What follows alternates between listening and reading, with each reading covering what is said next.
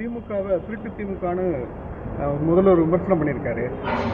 தாவேகா அதிமுக எம்எல்ஏக்களை களவாடுதுன்னு சொல்லி எடப்பாடியார் சொல்றாரு. இதுல எது உண்மை? மக்கள் என்ன புரிஞ்சுக்கணும்? நீங்க தாவேகா சகோதரர் விஜயோடைய அரசு அவங்க களவாடுறதுக்குன்னு அவசியம் கிடையாது. ஓட்டுகளை களவாடினாங்களா? நான் கேட்குற முதல் கேள்வி. உங்களுக்கே தெரியும், பத்திரிகையாளர் ஊடகங்களுக்கு தெரியும், ஒவ்வொரு சட்டமன்ற தொகுதிக்கும் கிட்டத்தட்ட குறைஞ்சபட்சம் 20 கோடி, சில முன்னாள் அமைச்சர்கள் தொகுதியில் 80-100 கோடி, நான் பேரெல்லாம் சொல்ல விரும்பலை, எல்லாருக்கும் தெரியும்.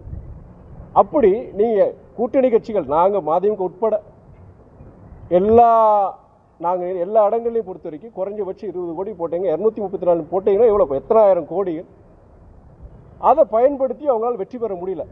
வாக்குகளுக்கு ரூபா கொடுத்து அதை பெற முடியல, தோத்தாங்க. அதுக்கப்புறம் சட்டமன்ற உறுப்பினர்களை விலைக்கு வாங்குற முயற்சியில் ஈடுபட்டாங்க. அது மாத்திரம் இல்லாமல் யாருமே ஒரு நம்ப முடியாத ஒரு இது சூழ்நிலை நம்ம பார்த்தோம். என்ன, திமுகவும் அதிமுக சேர்ந்து ஒரு ஆட்சி அமைக்கிறதுக்குள்ள முயற்சி, அதில் பாஜகவும் சேர்ந்திருந்தது. இப்படிப்பட்ட ஒரு முயற்சி பார்க்கும்போது அது திமுக தோழரும் ஏற்றுக்கல, அதிமுக தோழரும் ஏற்றுக்கல. இன்னைக்கு இன்னைக்கு பல சட்டமன்ற உறுப்பினர்கள் ராஜினாமா பண்ணுறதுக்கு முக்கிய காரணம், முதல் காரணம், திமுகவோட ஒரு ரகசிய கூட்டணி. அதை அவங்களால ஏற்றுக்க முடியல. அதிமுக தலைவர் அண்ணன் எடப்பாடி எடுத்த முடிவை எந்த ஒரு உண்மையான ஒரு அண்ணா திராவிட முன்னேற்ற கழக தொண்டரும் சரி, நிர்வாகியும் அதை ஏற்றுக்க முடியல அவங்களால. அதன் அடிப்படையில் தான் இன்னைக்கு நீங்கள் பல அதிமுகவுடைய சட்டமன்ற உறுப்பினர்கள் ராஜினாமா பண்ணியிருக்காங்க.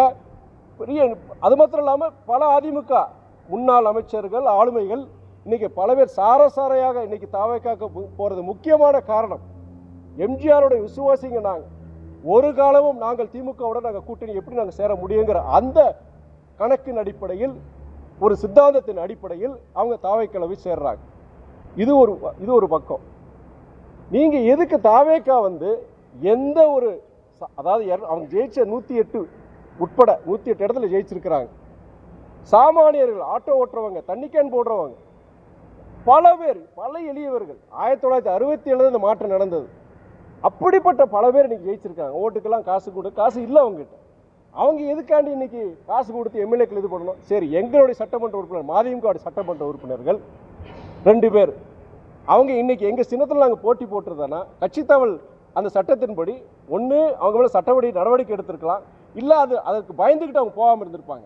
இன்னைக்கு அவங்க இன்னைக்கு விலை போயிட்டாங்க. இன்னைக்கு இது போன்ற பல செயல்பாடுகள் யார் செய்கிறாங்க? இது மாதிரி விஷயங்கள் திமுக அதிமுக அவங்க செய்கிறாங்க. தாவேக்கா ஒருபோதும் இது போன்று ஈடுபடுறதுக்காக இன்னைக்கு பல பேர் சேர்றாங்கன்னு அதுக்கு காரணங்கள் இருக்குது.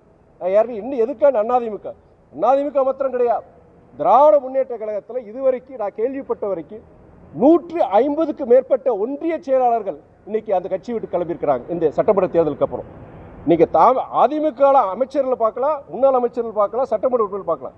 திமுகலையும் கிட்டத்தட்ட 150க்கு மேற்பட்ட ஒன்றிய செயலாளர்கள், பல பகுதி செயலாளர்கள், இன்னைக்கு அந்த இளைஞர்களை சேர்ந்த பல பேர், ஆயிரக்கணக்கான பேர் இன்னைக்கு அந்த கட்சி விட்டு போயிட்டு இருக்கிறாங்க. இதுக்கு காரணம் பொறுத்த வரைக்கும் இன்னைக்கு மக்கள் மத்தியிலும் கிடையாது, அந்த கட்சியில் இருக்கிற அந்த தோழர்கள். திராவிட முன்னேற்ற கழகத்தை மதிக்கிறேன் நான், அது அண்ணா கண்ட இயக்கம், டாக்டர் கலைஞரையான மதிக்கிறேன் நான்.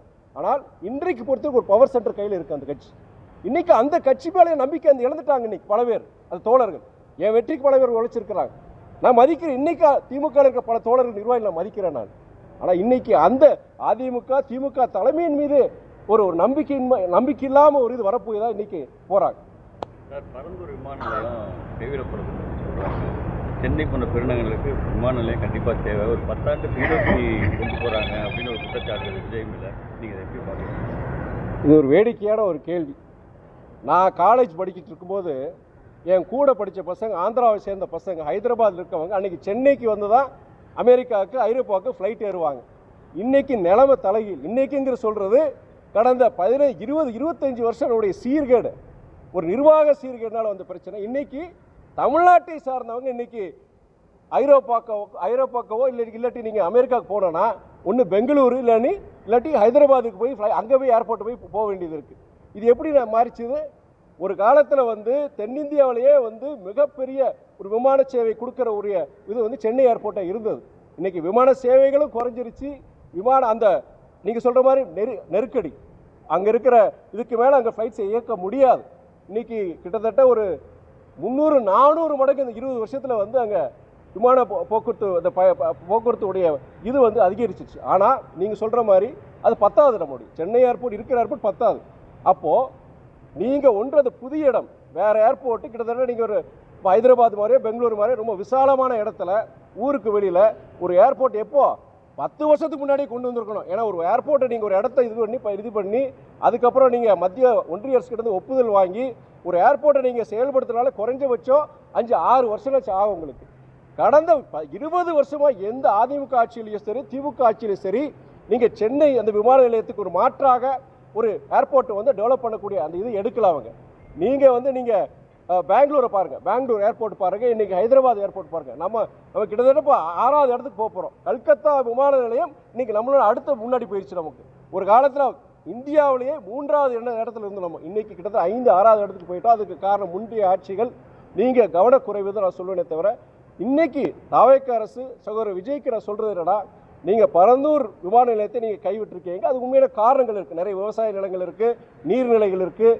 நீங்கள் சுற்றுச்சூழல் காரணமாக சில நல்ல காரணங்களுக்காண்டி அதை தவிர்த்திருக்கீங்க. ஆனால் இன்னைக்கு பொறுத்த வரைக்கும் நீங்கள் சொல்கிற மாதிரி தமிழ்நாட்டு வளர்ச்சிக்காக விமான போக்குவரத்து ஒரு இந்த சென்னை விமான நிலையத்துக்கு ஒரு மாற்றாக இன்னொரு இடம் கண்டிப்பாக அவசியம். அது விவசாயத்திற்கும் சுற்றுச்சூழலுக்கும் ஆபத்தில்லாத பாதிப்புகள் உருவாக்காத ஒரு இடத்தை அடையாளம் கண்டு அதுக்குண்டான பணிகளை இந்த அரசாங்கம் சீக்கிரம் பண்ணணும் என்னுடைய கோரிக்கை. இல்லை, ரேடார் நீங்கள் சொல்கிற அந்த இது டவர் பொறுத்த வரைக்கும் என்ன, ஃபஸ்ட்டு வந்துன்னா அதில் ஹைட் ஒரு ப்ராப்ளம் இருந்ததுங்க.